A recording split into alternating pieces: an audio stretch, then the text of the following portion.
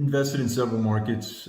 We've got a strong concentration in Texas, me being local here to Dallas, but we also invest in Oklahoma, Georgia, South Carolina, Florida, Arkansas, South Dakota. I feel like I might have missed something, but so we're constantly looking at different markets, I guess is my point. To your question, the things that we look at the most is job growth, because I feel that a lot of things follow job growth. Your population growth. If you've got a lot of jobs, your population is going to increase. People are going to go towards those jobs. And then also the fundamentals within the local government and how they treat landlords and how they treat small businesses or just businesses in general. I think that really helps as well to sustain growth.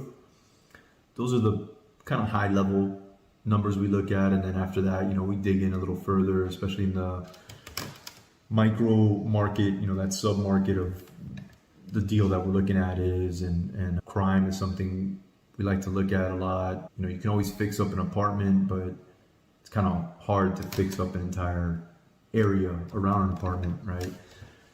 So population, job growth, crime, those are some of the major things. We like to see a consistent population growth, at least 100,000 in the metro. MSA just shows that it's more stable and it's not going to be going anywhere. In other words, some of these smaller markets, a diverse economy as well. We don't want it to just be solely on, let's say, military or medical or something like that. We want it to be spread out.